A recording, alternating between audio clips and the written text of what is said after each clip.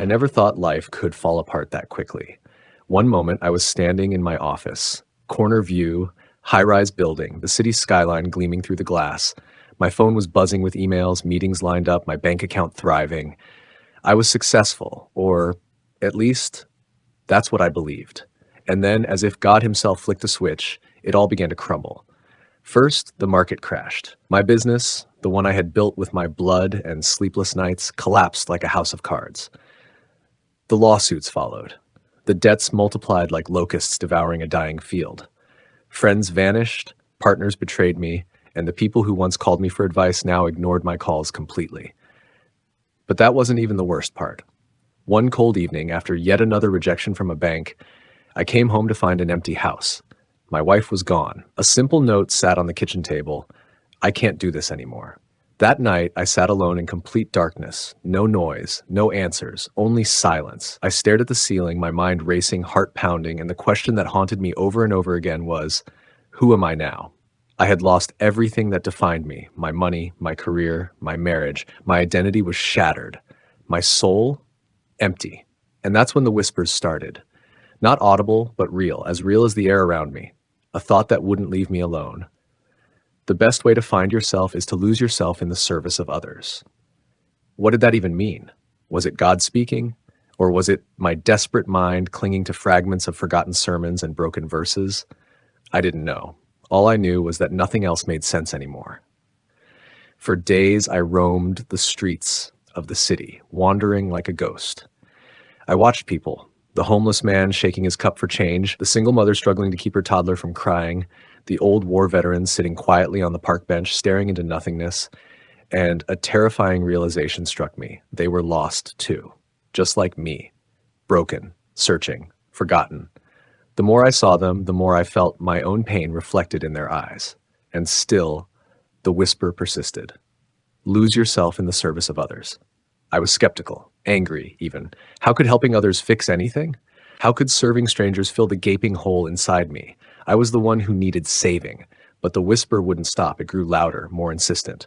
And deep inside, in a place I hadn't visited for years, beneath the pride, the ego, the self-pity, something stirred. Hope. A tiny flicker, but it was there. Before I continue, I want to ask you, whoever you are, wherever you are listening, have you ever felt like this? Lost. Empty. Wandering in the dark, not knowing who you are anymore. If you have, stay with me, subscribe to this channel, hit that button right now, because what I'm about to share with you may be the very lifeline you've been desperately searching for. Now, I wish I could tell you that from that moment, everything turned around, that I walked into some grand revelation and my life was magically restored. But no, the path ahead was darker, stranger, and far more dangerous than I ever expected. You see, the real story began when I met him. The man who would unknowingly become the catalyst for everything that followed. A man who lived beneath the old Franklin Bridge, known to most simply as the Preacher. I had passed him 100 times before, never giving him a second glance. He was just another shadow blending into the gray misery of the city. But on that particular night, as I wandered aimlessly near the bridge, something pulled me toward him. It was raining, bitterly cold, and he was sitting beneath a torn tarp, clutching an old worn-out Bible to his chest. As I approached, our eyes met. "Looking for something, son?" he asked, his voice deep, steady, and strangely comforting. I didn't know how to answer. I wanted to say no, but instead the truth slipped out before I could stop it. I don't even know who I am anymore. The preacher smiled, revealing teeth weathered by years of hardship. "Good," he said softly. "You're exactly where you need to be." Confused, I asked him what he meant, and that's when he uttered the same words that had been haunting me for days, as if reading directly from my soul. The best way to find yourself is to lose yourself in the service of others. Lightning cracked across the sky. The rain poured harder. My heart stopped. Who was this man? How did he know? And why did his words feel so terrifyingly true? If you're feeling the tension rising right now, if you're curious to know how a broken man like me, standing under a bridge, would be thrown into a journey that would test everything I believed, stay with me. Stay with me. Hit that subscribe button. You don't want to miss what comes next, because what followed was nothing short of extraordinary. The rain kept pouring like heaven itself was weeping. There I stood under that bridge, staring into the eyes of the preacher, a man who, by all appearances, had nothing. And yet, he carried a kind of peace I hadn't seen in anyone, not even in my most successful business partners. He gestured for me to sit beside him on the cold, damp ground. I hesitated. My mind screamed, "What are you doing? This is a homeless man. You have no business here." But something deeper, something stronger, pulled me down next to him. "Why did you say that?"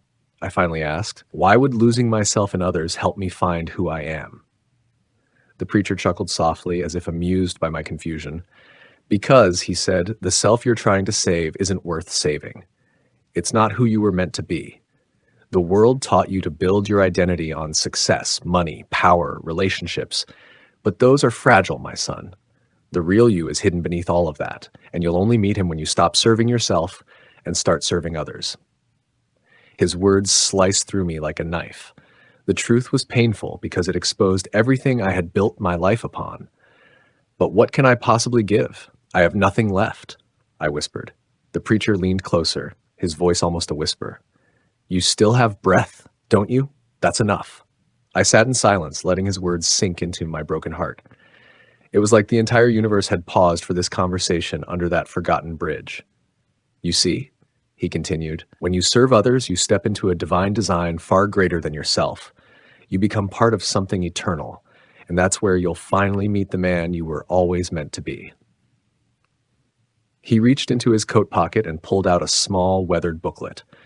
It wasn't fancy, just a few pages stapled together. On the cover were handwritten words, "Feeding the Forgotten, a guide to serving others." He handed it to me. "This is your start. Read it, then come back tomorrow." I took the booklet and stared at him, searching for any sign of manipulation or deceit. But there was none. Only calm conviction. Only peace. And right there, under the pounding rain, I made my first real decision in months. I said, "I'll come back." If you're listening right now, and you've ever stood at the crossroads between despair and purpose, you know how terrifying that first step feels. If my story resonates with you even slightly, I urge you, don't walk this journey alone. Subscribe to this channel, join me, and let's walk this path together. Because what happened next changed everything. That night, I couldn't sleep. I sat in my tiny apartment, flipping through the booklet the preacher had given me. It was simple yet profound. Rule number 1, always see the person, not the problem. Rule number 2, serve with no expectation of reward. Rule number 3, the smallest acts often bring the greatest healing. I kept rereading those rules, wondering how such simple truths had eluded me my entire life. The next morning I returned to the bridge. The preacher was waiting as if he had never left. But this time, he wasn't alone. There were others, a small group of people, maybe 8 or 9, handing out sandwiches, blankets, and hot coffee to the homeless gathered beneath the bridge. Without a word, the preacher handed me a bag of sandwiches. "Start here," he said. I froze again. My hands trembled as I stared at the bag. "You expect me to just hand these out?" I stammered. He smiled. "Yes, one sandwich, one soul. That's how it begins." I took a deep breath, approached a man sitting against the concrete pillar, and offered him a sandwich. His eyes widened with shock, then softened with gratitude. His voice cracked as he whispered, thank you so much." In that moment, that tiny, fragile moment, something inside me broke open. It wasn't dramatic or earth-shattering. It was quiet, but powerful. I felt alive. I felt useful. I had served one person, and yet somehow I was the one who felt rescued. We kept handing out food for hours. Every handshake, every thank you, every smile chipped away at the cold, hardened shell I had built around my heart for years. As the day ended and the group disbanded, the preacher walked me back toward the edge of the bridge. "Do you feel it?" he asked. I nodded, unable to speak. "That's God working through you," he said. "Not because you're perfect, not because you've earned it, but because you surrendered." I went home that night changed. Not fully restored, not healed entirely, but different. I started joining the preacher every day. We fed the homeless, listened to their stories, prayed with them. Some days were beautiful, others were heartbreaking, but each encounter chipped away at my old self and revealed someone new. Someone I had never met before. I didn't realize it then, but I was slowly losing myself, and in doing so, I was beginning to find myself. If you've ever wondered whether you're capable of real change, whether it's too late to start again, I want you to know it's never too late. Stay with me. Subscribe to this channel because the journey God took me on after this will show you just how far His grace can reach. Weeks turned into months. Every morning, I found myself under that same bridge. What started as handing out sandwiches had become something far greater. We had built a small community, a family really, of volunteers and the forgotten souls society had tossed aside. And every day, the preacher was there guiding us all like a shepherd. But then came the storm. It was early winter when it arrived, a brutal, relentless cold front that swept across the city. Temperatures plummeted. The homeless we served now faced not just hunger, but death. One evening, as the snow fell in thick, blinding sheets, the preacher called an emergency meeting. His voice was firm, but I noticed something different. He looked frail. "We cannot abandon them tonight," he said. "The shelters are full. The streets are death traps. We will open the church basement and bring them in." "But preacher," one of the volunteers spoke up, "the basement hasn't been used in years. The heating barely works, and the city will fine us, maybe even shut us down." The preacher's eyes burned with a holy fire I had never seen before. Let them fine us. Let them shut us down. But if even one of God's children dies tonight because we were too afraid to act, then we are no longer His hands. His words silenced us all. That night, we moved quickly, setting up cots, dragging in space heaters, preparing food. The preacher stood at the door, personally escorting each person into the basement as if welcoming them into heaven itself. The room filled with shivering bodies, young, old, sick, broken, but they were safe. For now. Hours passed. I moved from person to person, handing out warm blankets and bowls of soup. My body was exhausted, but my spirit was on fire. Then suddenly, I heard a thud. I turned and saw the preacher collapsed on the floor. Panic erupted. We carried him to the back room. His breathing was shallow, his skin pale as snow. I grabbed his hand. "Preacher, stay with me. You need a doctor." He smiled weakly. "No, my time is near. Don't be afraid." Tears burned my eyes. "You can't leave us now. We need you. I need you." He squeezed my hand gently. "No, my son, you don't need me anymore. You found yourself. You found Him." I shook my head, trembling. "I don't understand." The preacher whispered, "Remember what I told you that first day under this bridge? The best way to find yourself is to lose yourself in the service of others. You thought you were broken, but God was rebuilding you all along. Through service, He gave you back your soul." His breathing slowed. "Lead them. Love them. Lose yourself in them." And with that, the preacher's eyes closed for the last time. He was gone. I sat there, paralyzed, holding his lifeless hand as the storm raged outside.